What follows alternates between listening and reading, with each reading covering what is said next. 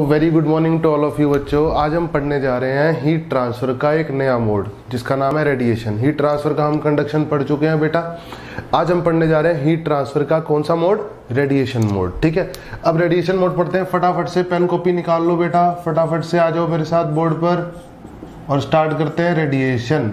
चलो, अब रेडिएशन क्या होता है ना, रेडिएशन भी एक तरह का मोड ऑफ हीट ट्रांसफर ही है, लेकिन इसमें मीडियम की बिल्कुल भी रिक्वायरमेंट नहीं होती हीट के ट्रांसफर के लिए, है ना। In this there is no requirement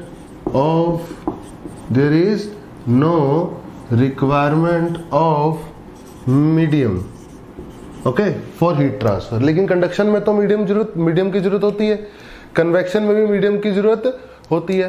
conduction में क्या होता है, मीडियम पार्टिकल्स वहीं रहते हैं, वो आगे वाले मीडियम पार्टिकल्स को एनर्जी देते हैं वाइब्रेशन के थ्रू, है ना, अपनी एनर्जी करते हैं, पास ऑन करते हैं। कन्वेक्शन में क्या होता है, मीडियम पार्टिकल्स दूसरे मीडियम पार्टिकल्स के पास जाके उनको एनर्जी देते हैं, हीट ट्रांसफर कराते हैं। लेकिन यहाँ पर रेडिएशन में बिल्कुल भी किसी मीडियम पार्टिकल की जरूरत नहीं है एनर्जी के प्रोपागेशन के लिए, हीट के ट्रांसफर के लिए, है ना।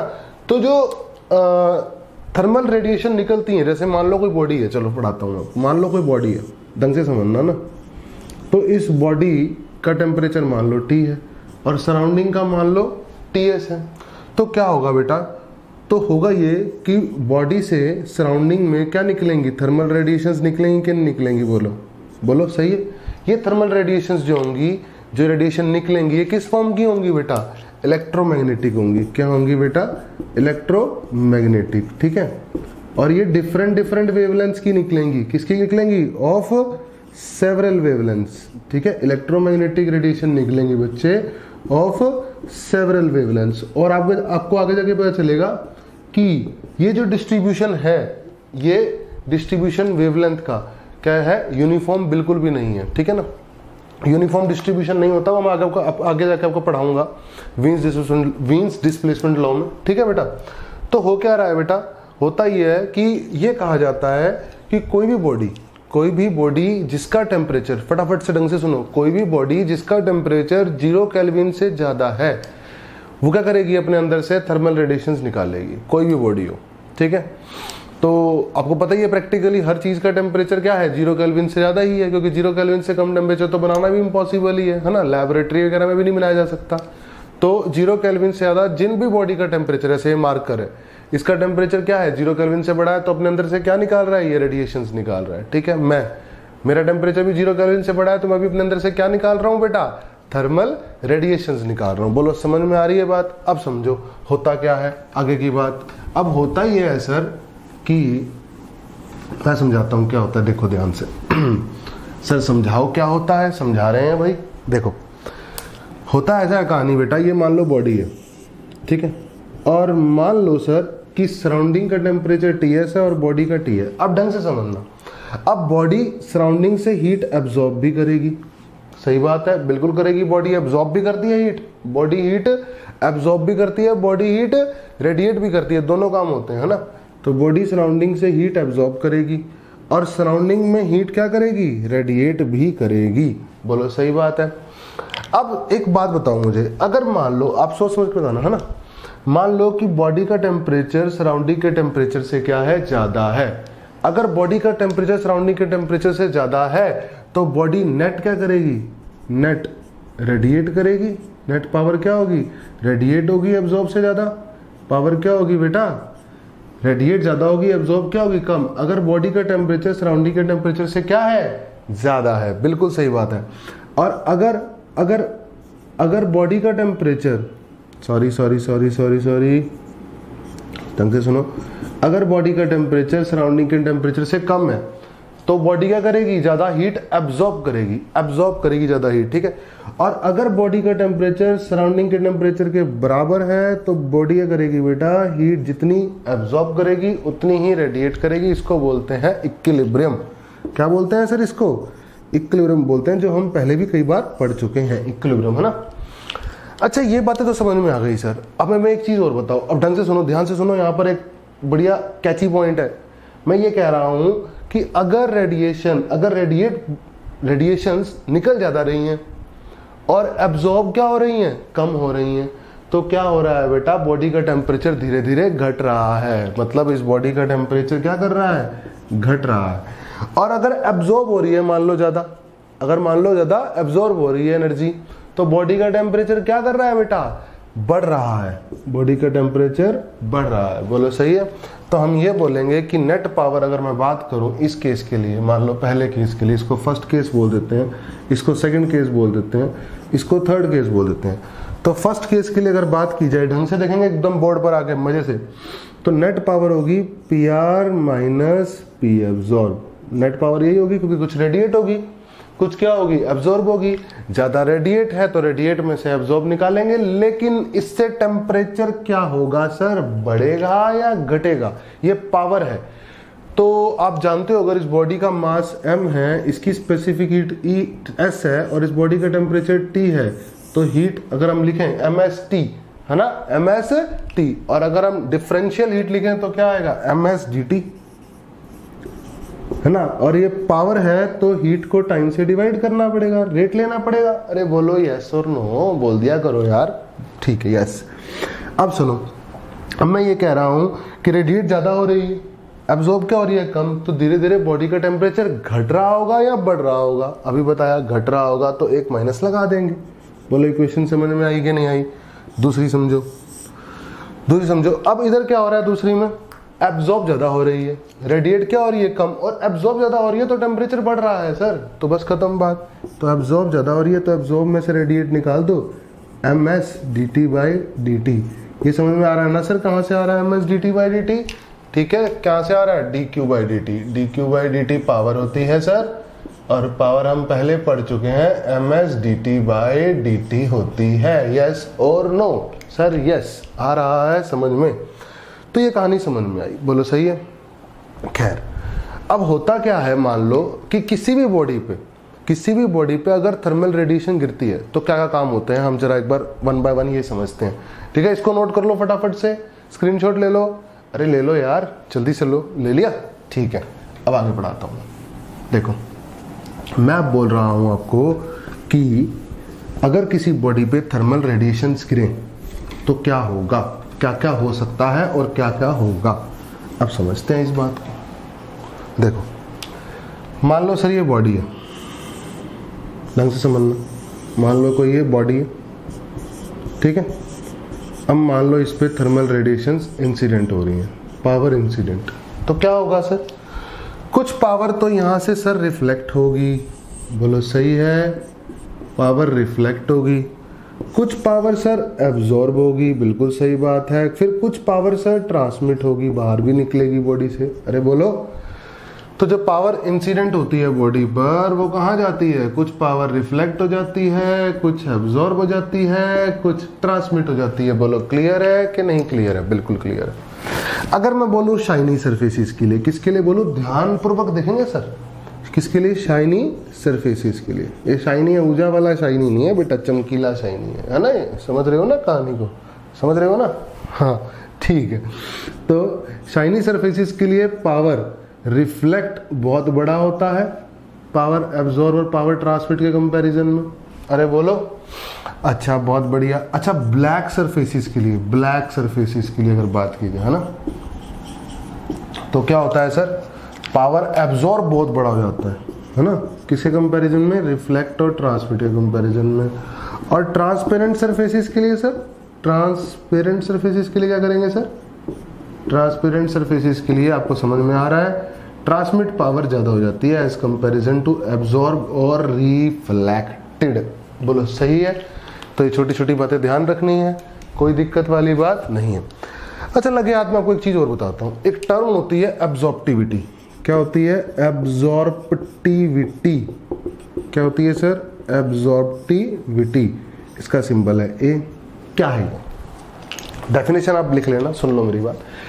इसका मतलब है कि कितनी पावर एब्जॉर्ब हुई, कितनी पावर बॉडी में एब्जॉर्ब करी, और कितनी पावर उस पे बॉडी पे इंसिडेंट हुई थी, उनका रेशो क्या है, कितनी पावर बॉडी ने एब्जॉर्ब करी और जितनी पावर बॉडी पे इंसिडेंट हुई थी। अब जाहिर सी बात है, अगर एब्जॉर्ब पावर का रेशो इंसिडेंट पावर के साथ लेना है तो एब्जॉर्ब का कुछ हिस्सा ही, इंसिडेंट का कुछ हिस्सा ही तो एब्जॉर्ब हुई होगी, तो ये नंबर क्या होगा एब्जॉर्प्टिविटी 1 से तो छोटा ही होगा। अरे बोलो सही है कि नहीं है सर? बिल्कुल सही है।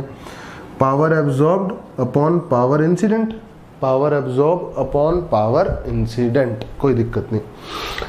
अच्छा एक बात मैं आपको फिर लगे हाथ और बताता हूँ, ढंग से सुनो जरा इस बात को, है ना? ये नोट कर लो, इसको नोट कर लिया हो तो बताओ, हटा दूं? स्क्रीनशॉट ले लो, ठीक है? ले लिया? चलो अब सुनो। अब मैं आपको एक चीज और बताता हूँ। पूछो क्या? उसका नाम है ब्लैक बॉडी। क्या नाम है उसका? Black body. अभी मैंने एक बात बताई ब्लैक बॉडी के लिए, एब्जॉर्प्टिविटी, एब्जॉर्ब सारी की सारी इंसिडेंट पावर क्या होती है? एब्जॉर्ब, है ना? For black body, for black body सारी पावर क्या होगी? इंसिडेंट एब्जॉर्ब हो जाएगी और रिफ्लेक्ट सॉरी और ट्रांसमिट लगभग क्या होगी? 0 होगी। बोलो सही है? सही है, कोई दिक्कत नहीं। तो ऐसी डेफिनेशन भी बन सकती है एब्जॉर्प्टिविटी की कि इतनी पावर एब्जॉर्ब हुई अपॉन पावर इंसिडेंट, है ना? Power absorbed on body upon power incident, या फिर power absorbed by body upon power incident की जगह power absorb by black body, power absorb by black body. अरे क्योंकि सारी की सारी, अगर ब्लैक बॉडी की बात करूंगा तो सारी की सारी पावर ही तो बेटा क्या हो जाएगी? एब्जॉर्ब हो जाएगी। तो मैं बोलूं कि मान लो 4 थी पावर, है ना? वो अगर ब्लैक बॉडी की बात करूं तो 4 की 4 एब्जॉर्ब है ना, है ना? तो इंसिडेंट बोलूं या पावर एब्जॉर्ब बोलूं ब्लैक बॉडी की, बात तो सेम है। ये पावर जो एब्जॉर्ब है ये जनरल बॉडी की है। अरे आया समझ में? आ गया सर, बहुत बढ़िया से आ गया, क्लियर हो गया पॉइंट, ठीक है। तो power absorb upon power absorb by black body भी बोला जा सकता है, बाय ब्लैक बॉडी, क्योंकि पावर जो ब्लैक बॉडी एब्जॉर्ब करती है वो किसके बराबर होती है? जितनी पावर इंसिडेंट होती है, सारी की सारी इंसिडेंट पावर ब्लैक बॉडी क्या कर लेती है? एब्जॉर्ब कर लेती है। ठीक है, यहां तक तो हमें समझ में आया सर। एक पॉइंट की और पॉइंट है। एक पॉइंट की और पॉइंट का मतलब क्या हुआ? एक पॉइंट की और कहानी है। सुनो, एमिसिविटी टर्म आती है, एमिसिविटी, ठीक है? हटा दो इसको, हटा दो, हटा दो सर, हटा रहे हैं, हटा रहे हैं, हटा रहे हैं, हटा रहे हैं, कोई दिक्कत नहीं है। टर्म आती है एमिसिविटी। क्या आती है सर? एमिसिविटी। अब एमिसिविटी के बारे में समझना होगा सर हमें ढंग से, है ना? चलो लेट्स स्टार्ट विद एमिसिविटी। ये एमिसिविटी क्या बोला है? अब मेरी बात सुनो ढंग से। देखो ये बॉडी है, मैं जो बोल रहा हूं ध्यान सुनना, है ना? कुछ पावर इंसिडेंट हो रही है, कुछ पावर रिफ्लेक्ट हो रही है, कुछ पावर एब्जॉर्ब हो रही है, कुछ पावर ट्रांसमिट हो रही है, ठीक है? अब बॉडी में से एनर्जी रेडिएट भी तो होगी, बिल्कुल होगी। वो रिफ्लेक्ट और रेडिएट में फर्क है sir, don't get confuse with reflect and radiate. Reflect and radiate both are different things. जितनी ज्यादा बॉडी ने एब्जॉर्ब करी है एनर्जी, उतनी ही ज्यादा वो कैपेबल होगी रेडिएट करने के लिए। अरे बोलो, जितनी उसमें एनर्जी है, जितनी उसमें मान लो जितनी एनर्जी है, एब्जॉर्ब ज्यादा करी तो टेम्परेचर बढ़ गया। अब टेम्परेचर बढ़ गया तो क्या होगा? रेडिएट करने की क्षमता क्या होगी? ज्यादा होगी। बिल्कुल सही बात है। तो रेडिएट, ये रेडिएट है। रेडिएट और रिफ्लेक्ट इज डिफरेंट थिंग्स, ठीक है ना बेटा? जितनी ज्यादा एब्जॉर्ब उतनी ज्यादा रेडिएट, है ना? More power absorb, more radiate. इसीलिए एक चीज कही जाती है कि good absorbers are good emitters. क्या बोला जाता है? Good absorbers are good emitters, ठीक है? किरचॉफ ने बोला ऐसा। किसने बोला? किरचॉफ नाम के साइंटिस्ट ने बोला। ये कहानी भी किरचॉफ नाम के साइंटिस्ट ने बोली कि good absorbers are good emitters. और मेरे भाई ये कहानी भी किरचॉफ नाम के साइंटिस्ट ने बोली, ये वाली कहानी, ये कि कुछ पावर इंसिडेंट होती है, उसका कुछ हिस्सा रिफ्लेक्ट होती है, उसका कुछ हिस्सा एब्जॉर्ब होती है, उसका कुछ हिस्सा ट्रांसमिट होती है। जितनी ज्यादा एब्जॉर्ब होती है बाद में उतनी ही ज्यादा रेडिएट होती है। बोलो समझ में आया? अब आ जाओ टर्म एमिसिविटी। एमिसिविटी का सिंबल है ई। क्या है बेटा? ई। अब ये समझ लेते हैं एमिसिविटी क्या है। ई एमिसिविटी है जितनी पावर रेडिएट हुई अपॉन बॉडी पे जितनी पावर इंसिडेंट हुई। भाई इस बॉडी ने कितनी पावर रेडिएट करी, ठीक है? उसका रेशो किसके साथ? जितनी बॉडी पे इंसिडेंट हुई थी पावर। या ऐसे बोल सकते हो कि जितनी पावर बॉडी ने रेडिएट करी अपॉन जितनी एक ब्लैक बॉडी ने एब्जॉर्ब करी। पिछली वाली बात आई कि नहीं आ गई? जितनी एक बॉडी ने पावर रेडिएट करी अपॉन जितनी पावर एक ब्लैक बॉडी ने क्या करी मेरे भाई, एब्जॉर्ब करी। बोलो सेट है, एकदम क्लियर है। तो एमिसिविटी, अच्छा एमिसिविटी और एब्जॉर्प्टिविटी दोनों लगभग बराबर हो सकते हैं, कोई दिक्कत नहीं है, कोई दिक्कत नहीं है। एमिसिविटी हो चाहे एब्जॉर्प्टिविटी हो, दोनों 1 से छोटे होंगे, ये बात भी क्लियर है। अरे बोलो सही है ना। एमिसिविटी टर्म डिफाइन करेगी है कि कितनी पावर रेडिएट हुई अपॉन जितनी पावर इंसिडेंट हुई। एब्जॉर्प्टिविटी डिफाइन करेगी है जितनी पावर एब्जॉर्ब हुई अपॉन जितनी पावर इंसिडेंट हुई। बोलो समझ में आ रहा है ना आपको? अच्छे से आ रहा है तो यस सर लिख देना कमेंट में, ठीक है। चलो एमिसिविटी समझ में आया, एब्जॉर्प्टिविटी समझ में आया। अब आगे बढ़ते हैं स्टीफन्स बोल्ट्जमैन लॉ। कहाँ पे? स्टीफन्स बोल्ट्जमैन लॉ, ठीक है ना। छोटा सा टॉपिक हो रहा है, एक बार कवर करेंगे, फिर नेक्स्ट लेक्चर में हम पढ़ेंगे न्यूटन्स लॉ ऑफ कूलिंग। क्या पढ़ेंगे बेटा? Newton's law of cooling. पहले पढ़ते हैं स्टीफन बोल्ट्जमैन लॉ। चलो let's start. Stefan Boltzmann law, Stefan Boltzmann law बहुत ही आसान लॉ है, कोई दिक्कत नहीं है। ये लॉ ये कहता है कि power incident per unit area, power incident छोड़ो, power radiate per unit area is directly proportional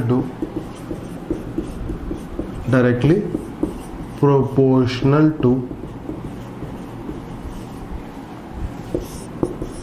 fourth power of absolute temperature. ठीक है भाई, समझो क्या कह रहा हूं, समझो इस बात को समझो। सर क्या कह रहा हूं मैं? ये कह रहा हूं कि मान लो इस बॉडी का टेम्परेचर है T और इसका एरिया है A, है ना।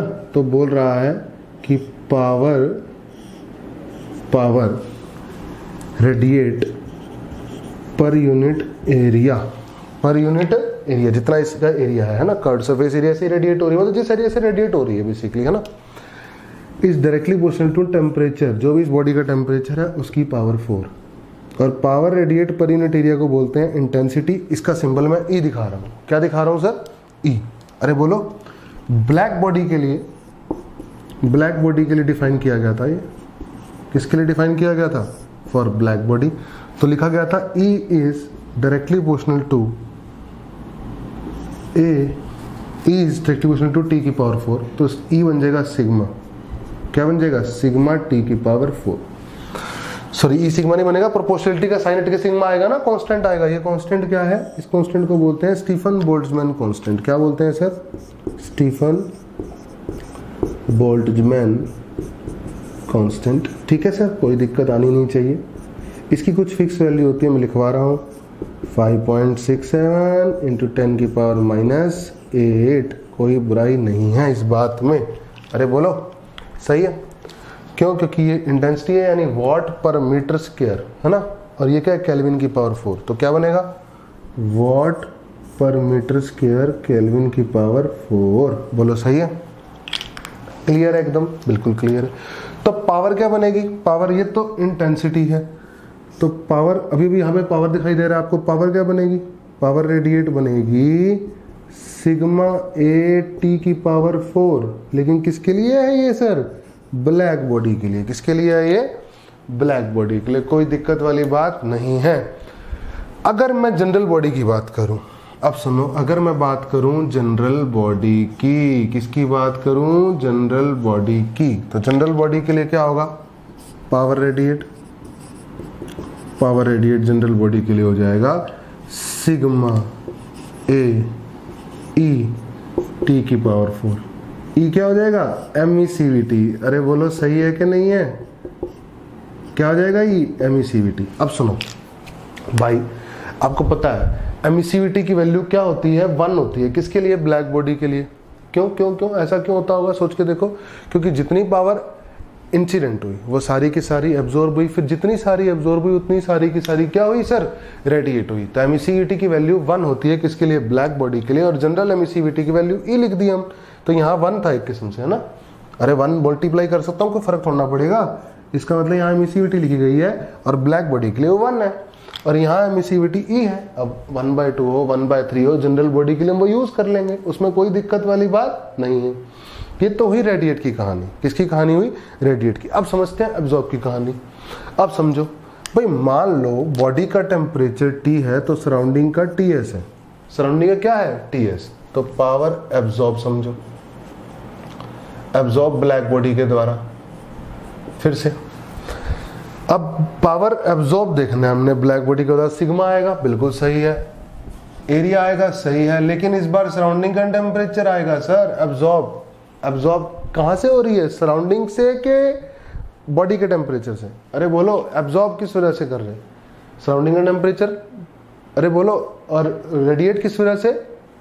बॉडी के टेम्परेचर। अरे सही है ना? तो सिग्मा ए TS की पावर 4 लिखा जाएगा किसके लिए? पावर एब्जॉर्ब ब्लैक बॉडी के लिए। अच्छा, पावर एब्जॉर्ब जनरल बॉडी के लिए क्या लिखा जाएगा फिर? सिग्मा ए TS की पावर 4। बोलो आया समझ में? क्योंकि यहाँ एब्जॉर्प्टिविटी लिखा हुआ था और ब्लैक बॉडी के लिए एब्जॉर्प्टिविटी की वैल्यू क्या थी? 1, और जनरल एब्जॉर्प्टिविटी की वैल्यू क्या होगी? A। बोलो क्लियर है कि नहीं क्लियर है? बिल्कुल क्लियर है। तो हो ऐसा रहा है कि इस बॉडी में से कुछ एनर्जी रेडिएट हो रही है, कुछ एनर्जी क्या हो रही है? इस पे एब्जॉर्ब हो रही है। अरे बोलो सही है। अब रेडिएट भी हो रही है, एब्जॉर्ब भी हो रही है, तो मान लेते हैं रेडिएट ज्यादा हो रही है। ये बॉडी का टेम्परेचर क्या है? सराउंडिंग के टेम्परेचर से ज्यादा है, ऐसा मान लेते हैं, है ना?